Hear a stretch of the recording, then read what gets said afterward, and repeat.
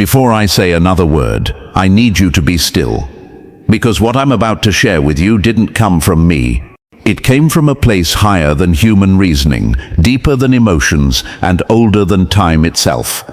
God is speaking right now, in this very moment. And the question is, will you have ears to hear? There is a man, perhaps you already know his name.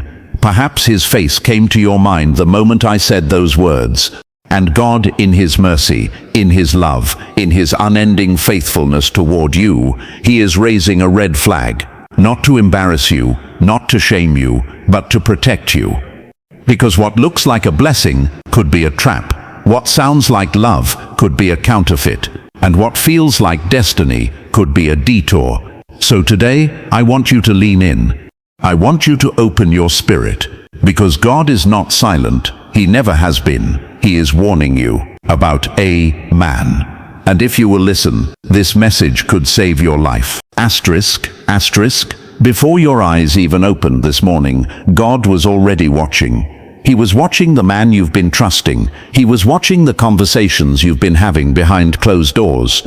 He was watching the decisions being made in secret, decisions that involve you, decisions that affect your future, decisions that were never made with your best interest at heart.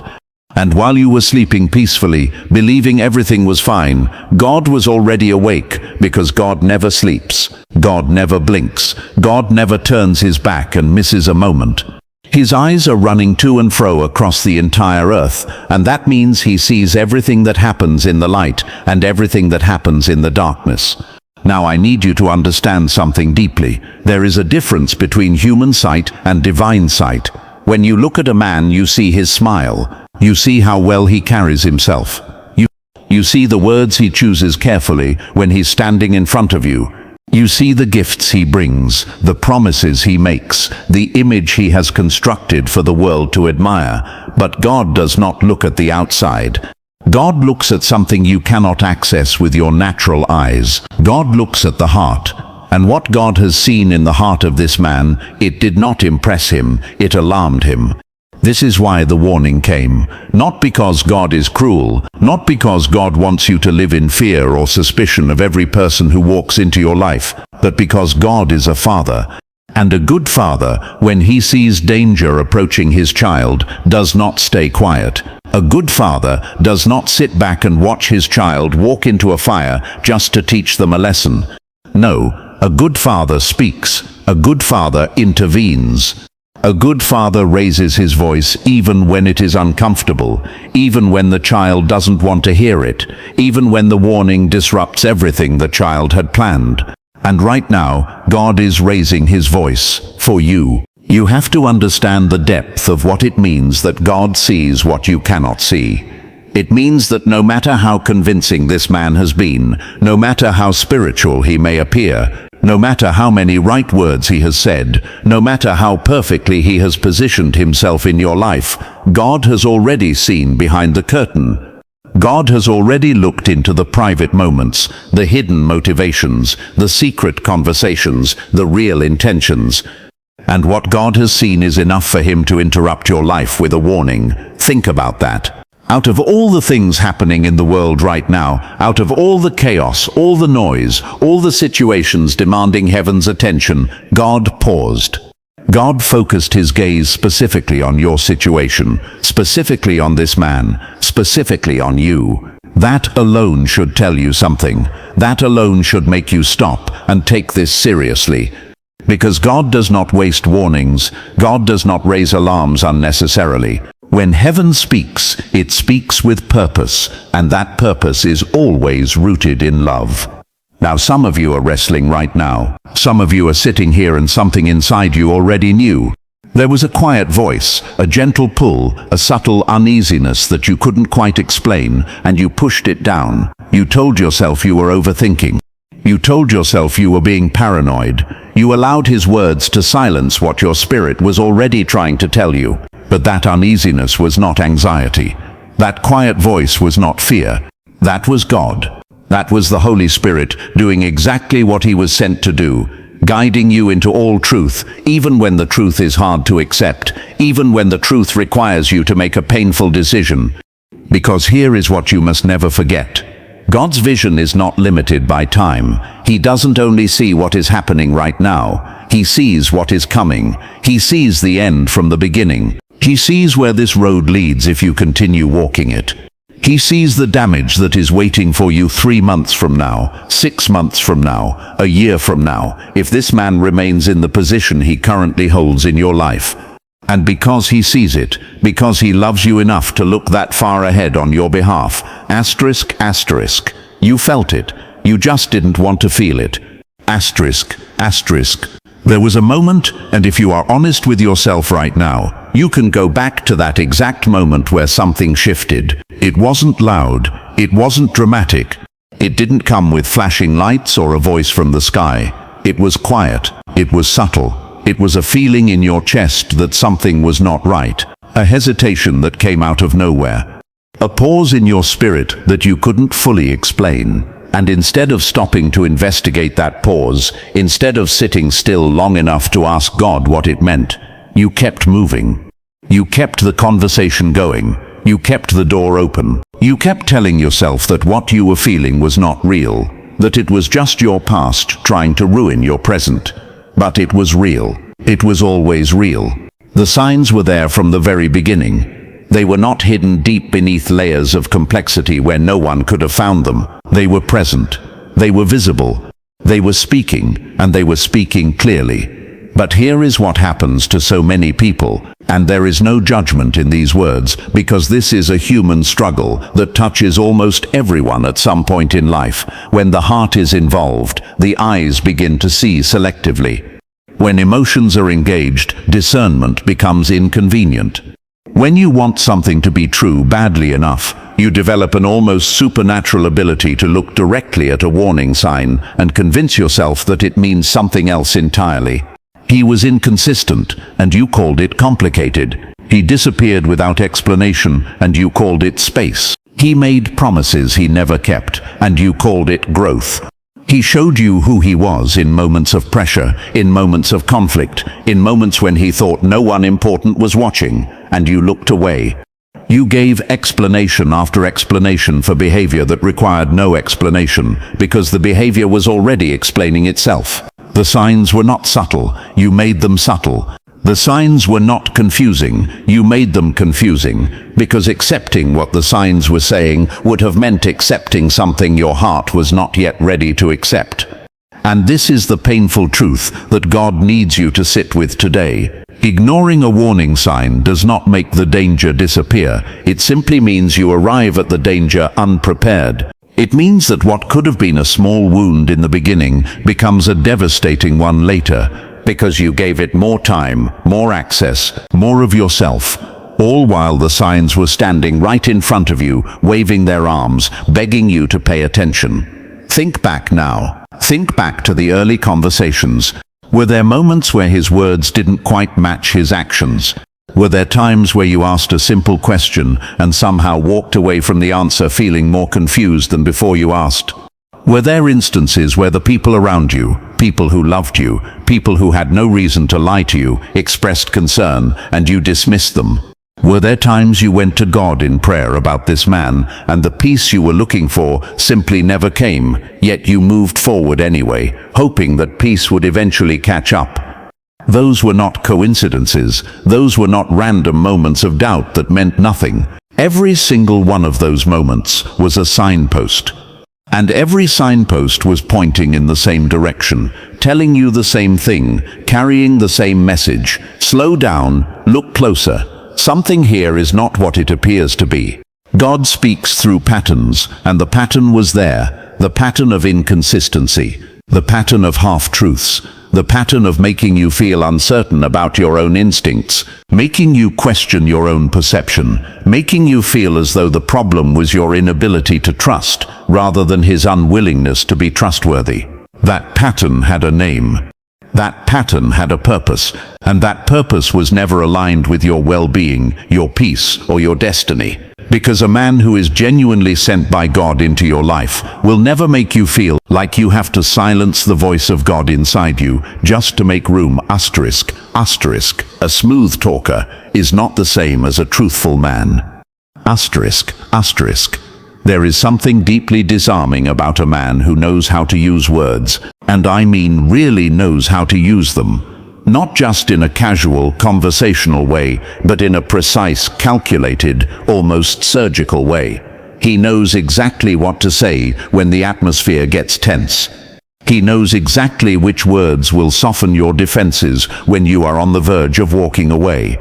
He knows how to frame his failures as growth, how to dress his manipulation in the language of vulnerability, how to make his apology sound so sincere that you forget what you were even upset about. He speaks the right things at the right time with the right tone, and the result is that you find yourself trusting a performance without ever truly knowing the performer.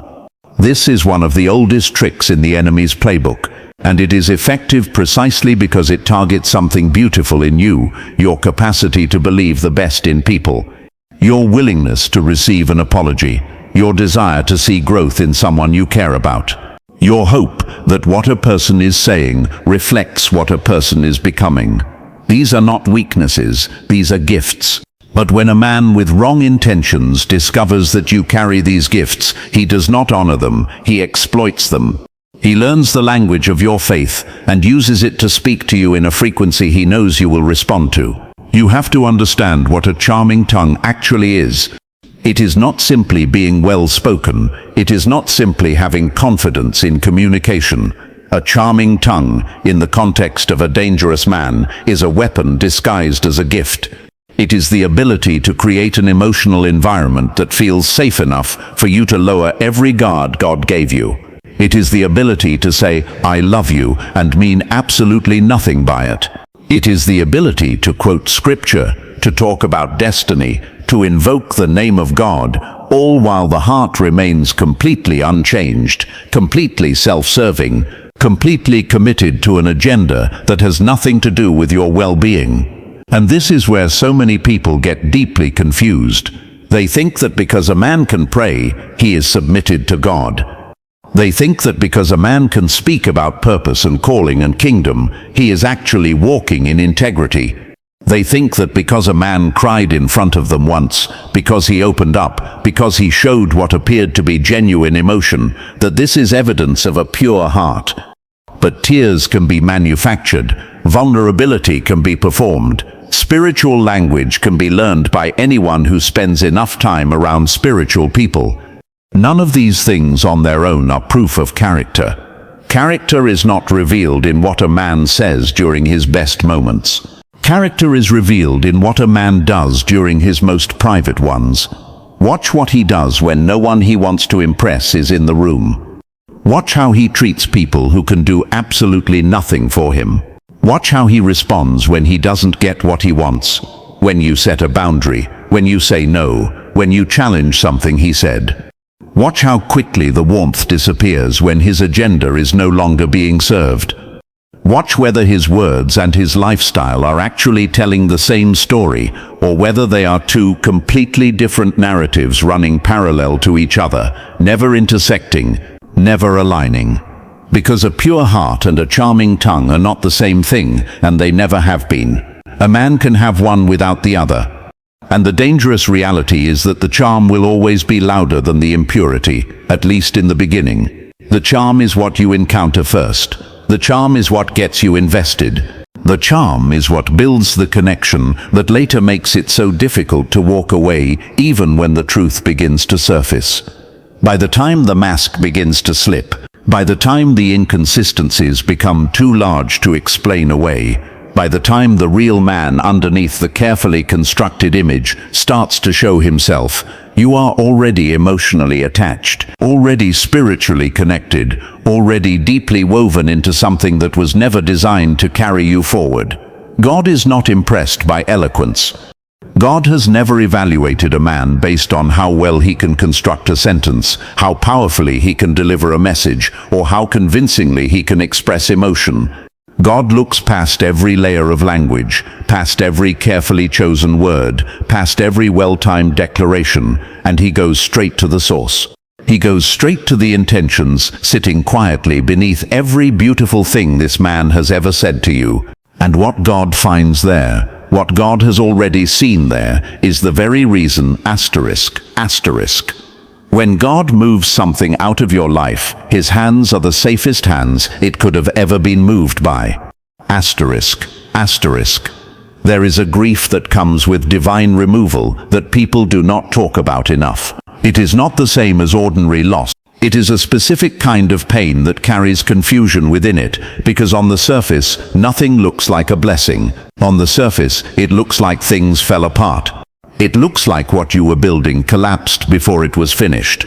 It looks like the connection you invested in, the person you made room for, the future you had already begun to imagine, simply vanished. And the human heart, which was not designed to understand the full counsel of God in a single moment, looks at that empty space and interprets it as tragedy. It interprets it as failure. Interprets it as punishment for something you must have done wrong. But God is not punishing you, he is positioning you. You have to separate those two things in your mind with absolute clarity, because the enemy will use every ounce of confusion surrounding this removal to make you believe that God is angry with you. He will use the pain to make you question whether you heard God correctly, whether you are truly loved, whether you are truly covered, whether your life still has the direction and purpose you once believed it had. And if he can keep you in that place of confusion long enough, you will do the one thing that could genuinely harm you. You will go back. You will reopen the door. You will convince yourself that what God moved was something you were supposed to fight to keep. But protection rarely looks like protection in the moment it is happening. That is the nature of it. If you could see clearly in the moment what God is shielding you from, the removal would not feel like loss, it would feel like rescue. It would feel like a hand pulling you back from the edge of something you did not even realize you were standing on. But because your vision is limited to what is in front of you right now, because you cannot yet see the full picture that God is already looking at, the removal feels like devastation. It feels like an unanswered prayer. It feels like God said no to something you were absolutely certain was good for you. And yet, God's no is one of the most profound expressions of his love that you will ever encounter in your lifetime. Because God does not withhold things from you carelessly. God does not disrupt your plans for entertainment. When God removes a person from your life, especially a person you were deeply connected to, especially a person who had become woven into your daily existence and your future plans, that removal cost something. It was not casual, it was intentional, it was deliberate, and it was driven entirely by what God could see that you could not. Think about what protection actually means. Protection means that something harmful was coming and was stopped before it reached you. It means the damage that was being prepared for you never arrived at its intended destination.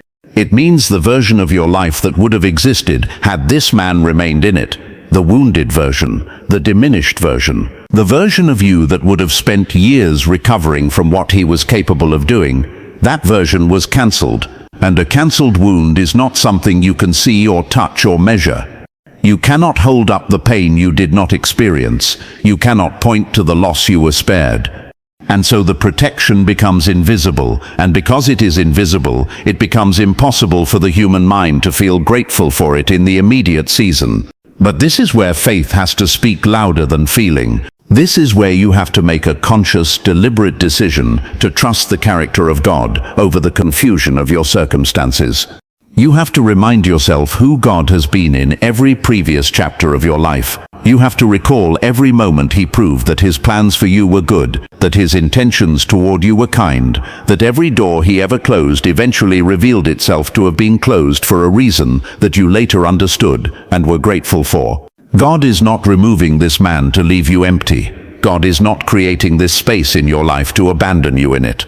Every time God removes something that was occupying territory in your life that did not belong to it, he is not subtracting from your story. He is making room. He is clearing ground. He is preparing the soil of your life for something that actually belongs there, something that was actually built for you, something that will not require you to shrink, to silence your instincts, to negotiate your peace, or to question your worth just to maintain